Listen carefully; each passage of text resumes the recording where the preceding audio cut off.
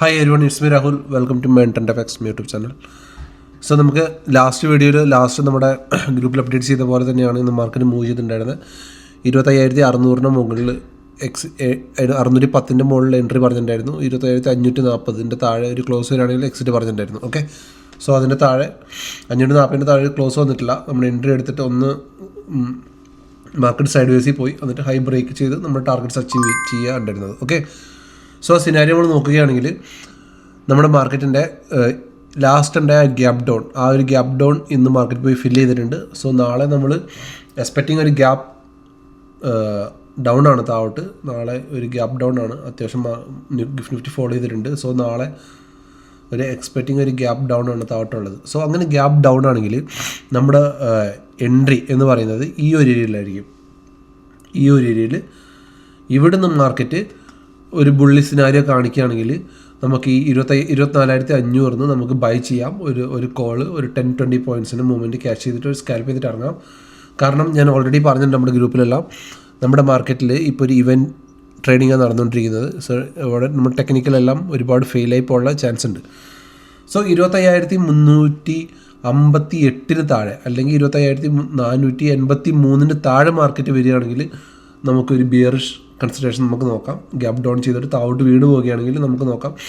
അതല്ല, ഈ റേഞ്ചിലാണ് ഗ്യാപ്പ് ഡൗൺ ആയിട്ട് വന്ന് വീഴുന്നതെങ്കിൽ, ഈ റേഞ്ചിലാണ് മാർക്കറ്റ് ഗ്യാപ്പ് ഡൗൺ എങ്കിൽ നമുക്ക് വീണ്ടും ഒരു ബൈ സെറ്റപ്പ് തന്നെ ഇവിടുന്ന് മാർക്കറ്റ് ഒരു കൺഫർമേഷന് ശേഷം നമുക്ക് നോക്കാം. ഓക്കെ, അല്ലെങ്കിൽ ഇല്ല, കൺഫർമേഷൻ വന്നിട്ട് നോക്കാം. ഇതെല്ലാം നമ്മുടെ ഗ്രൂപ്പിൽ അപ്ഡേറ്റ് ചെയ്തേക്കാം. ഞാൻ ഈ വീഡിയോ ആദ്യമായിട്ട് കാണുന്നെങ്കിൽ please join our WhatsApp group, അവിടെ നമുക്ക് അപ്ഡേഷൻ തരുന്നതായിരിക്കും. ഓക്കെ, ആൻഡ് 24,358 താഴെ നമ്മൾ ഫുള്ളി ബിയറിഷ് ആയിരിക്കും. 24,234, 24,228 ആണ് നമ്മുടെ ടാർഗറ്റ്സ്. സോ എന്തുകൊണ്ടാണ് മാർക്കറ്റ് ഇവിടുന്ന് ഇങ്ങനെ റിയാക്ട് ചെയ്യുന്നത്? നമ്മളൊരു ഹയർ ടൈം ഫ്രെയിം നോക്കുകയാണെങ്കിൽ നമുക്ക് പെട്ടെന്ന് അത് മനസ്സിലാവും സിമ്പിളായിട്ട്. ഈ ഒരു സോൺ നിങ്ങൾക്ക് കണ്ടാൽ അറിയാം. ഏകദേശം 2025 വർഷം സ്റ്റാർട്ട് മുതൽ തന്നെ, മെയ് മാസം മുതൽ തന്നെ ഈ ഒരു സോണിൽ മാർക്കറ്റിന് എപ്പോഴും ഒരു തിരിച്ചു കയറ്റം ഉണ്ടായിട്ടുണ്ട്. എല്ലാ ഫാളിൽ നിന്നും ഇവിടുന്നാണ് മാർക്കറ്റ് ഒന്ന് തിരിച്ച് ഒരു ബുൾ റൺ നടത്തിയിട്ടുള്ളത്. സോ അതുകൊണ്ട് തന്നെ ഇപ്പം ഈ ഒരു വാറിൻ്റെ സിനാരിയോയിൽ മാർക്കറ്റ് വീണെങ്കിലും ഇവിടുന്ന് റിക്കവറി നമുക്ക് എക്സ്പെക്റ്റ് ചെയ്യാം. അതല്ലെങ്കിൽ ഈ ഒരു റേഞ്ചിൽ മാർക്കറ്റ് കൺസോളിഡേറ്റ് ചെയ്യും.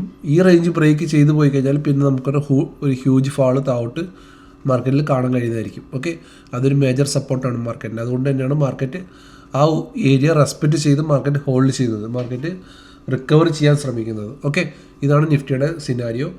24,851 നമ്മൾ എന്തായാലും എക്സ്പെക്റ്റ് ചെയ്യുന്നില്ല, ഗ്യാപ്പ് ഡൗൺ ആയിരിക്കും നാളെ. സോ ഈ ഏരിയയിലാണെങ്കിൽ നമുക്ക് ബൈ തന്നെ നോക്കാം. ഇവിടുന്ന് ബ്രേക്ക് ചെയ്യുകയാണെങ്കിൽ 24,483 ബ്രേക്ക് ചെയ്യുകയാണെങ്കിൽ നമുക്ക് താഴോട്ട് നോക്കാം. Okay, Sensex same.